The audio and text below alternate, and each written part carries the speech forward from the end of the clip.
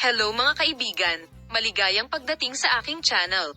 Mula sa Ozgay Girl hanggang Ken Yaman, maaalala ko nang may kagalakan ang bawat sandali na nakikipaglaro ako sa iyo.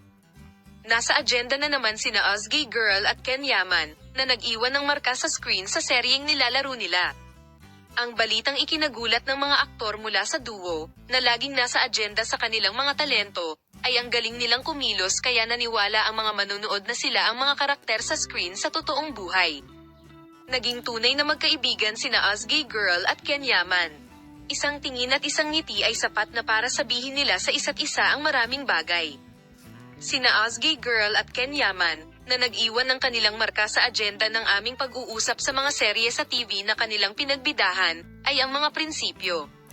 Pwede ba Yaman, marami akong nararanasan na emotions together. Inaasahan ko ang labis na pagmamahal at paggalang sa lahat ng aking nakakatrabaho, sa likod at sa harap ng kamera. Masayang masaya ako na natapos namin ang isang pangmatagalang proyekto ng matagumpay hanggat maaari. Ozgay Girl, halo-halong nararamdaman ko. Isa sa pinakamahalagang panahon ng buhay ko ay magtatapos na.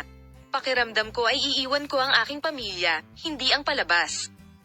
Tiyak na ipinakita ni Yaman at Ozgay Girl kung paano suriin ang isang sitwasyon mula sa ibang mga pananaw at na maaaring umiral ang higit sa isang pananaw. Ozgay Girl, sinubukan kong manatiling layunin ng hindi hinuhusgahan ang mga tao sa bawat yugto ng aking buhay, ngunit syempre, may mga sandali na ako ay may pagtatangi.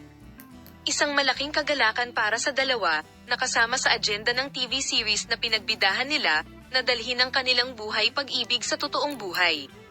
Ang mga tagahanga at tagasunod nina Ozgay Girl at Ken Yaman, na gustong magtagal ang kanilang pagmamahalan, ay nanalangin para sa kanila.